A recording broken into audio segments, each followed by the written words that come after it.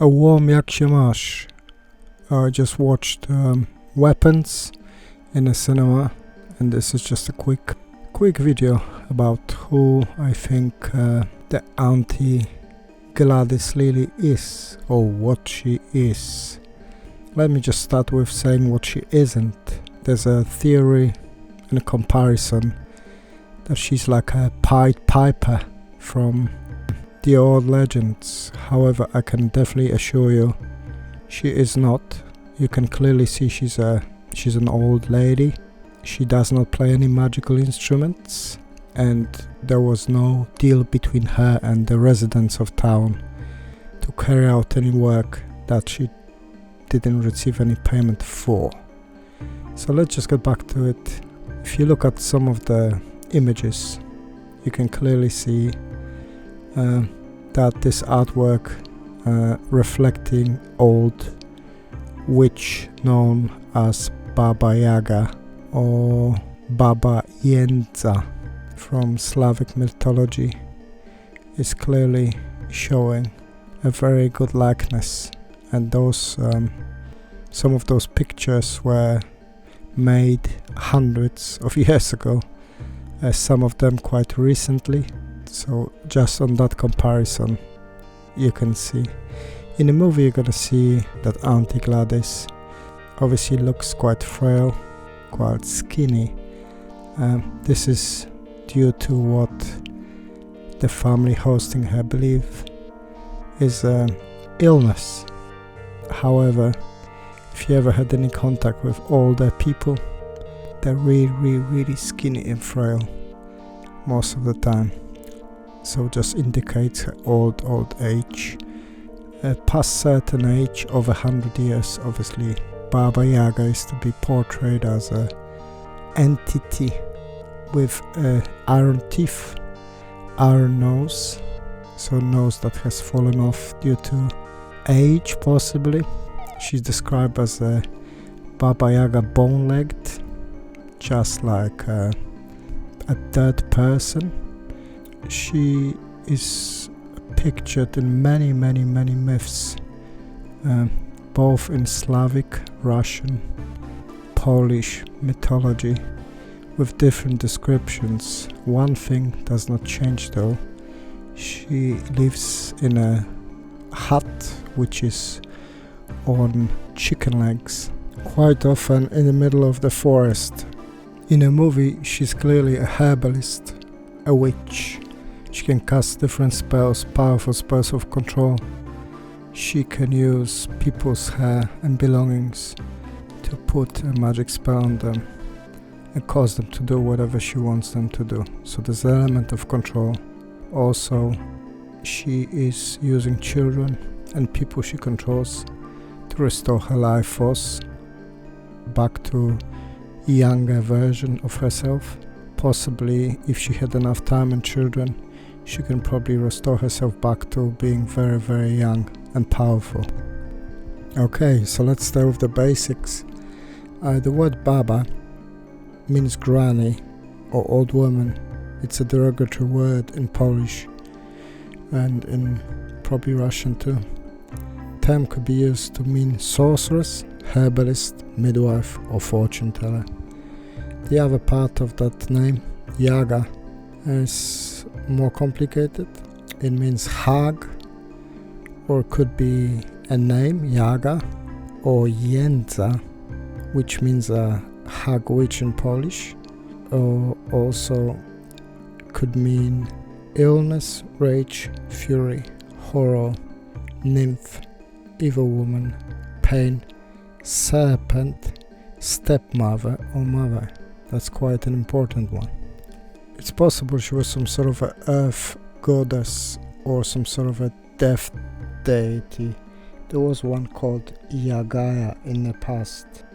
Some think she's a personification of nature, so she's got the cruel and kind traits, and she's a deity of fertility and ferociousness. So in stories she can be both malevolent and benevolent. Let me just quote a scholar, Mikhail Chulkov, from Jonah's book. The Slavs venerated the underworld goddess by the name Yaga or Yagaya, representing her as a frightening figure seated in an iron mortar with an iron pestle in her hands.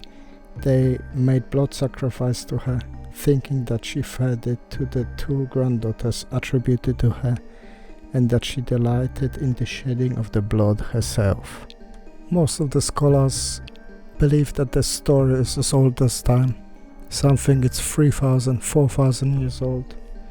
And obviously it's been passed from mouth to mouth, from generation to generation. Some of the parts will change, obviously. So that makes this myth quite interesting. She's believed to have power over sun, moon and stars, power over nature, power over weather, like most of the witches in Slavic mythologies. She's close to human life and death. She's also connected to Leshnik, Leshen, Les, or Leshi, who are the spirit and shepherds of the woods. One important aspect, she's believed to kidnap children and feed on them. So just like in the movie, when she was feeding on the life force of the kids, she literally used to consume children. Quite often she acts as a guide, so she gives certain tasks to certain heroes who stumble into her little hut, and if she's impressed with how they carry on their work, she lets them go, quite often giving them some magical items that will help them in their journey. However, most of times she is a villain of the storyline. She can help you, but she can eat your children too. Another important aspect is pestle and mortar she's associated with. She's a herbalist, a witch. She makes potions. If you've ever been to Asia, to Thailand, every single household will have pestle and mortar. If you want to prepare any dish or any medicine, that's what you're gonna use. Just see what you use to make some papaya salad, huh? What is that? So that's a good hundreds, thousands of years. Every household would have one in Eastern Europe. And I would imagine some sort of herbal teas and mixture were prepared by old women who were the most knowledgeable persons in the tribes. She uses pestle and mortar to actually travel, and the pestle and mortar represents her crafting skills and status. Obviously allowed people in the past to make flour and bread, paste, medicine, poisons, and so much more. Sauces. Some of the old stories, the witches used to travel on the brooms, but she prefers her mortar and pestle. She's also a shapeshifter. Obviously, with enough children, she can transform back to being young. In some stories, she can transform into a dragon, a mermaid, devil, a giant, and anything, to be honest. She represents change, transformation for good, bad, just like pestle transforms grain into flour or herbs into a paste. As you can see, I own a couple of books on mythology from different cultures and also on fairy tales. She appears in well-known stories like Vasilisa the Beautiful, BabaYaga and Zamorishek, By Command of the Prince Daniel, Maria Morevna, Realms of Copper, Silver and Gold, The Sea Tsar and Vasilisa and Wise, and Legless Night and Blind Night. Also in Into the Forest, Tales of BabaYaga, and BabaYaga, the Wild Witch of the East in Russian fairy tales. It's worth pointing out that in Japanese culture, you've got Yama-uba, Yamamba or Yamanba, who are yokai that resemble old women and predatory monsters. They often appear as monstrous crones with unkempt long hair, filthy kimonos, and they have cannibalistic tendencies.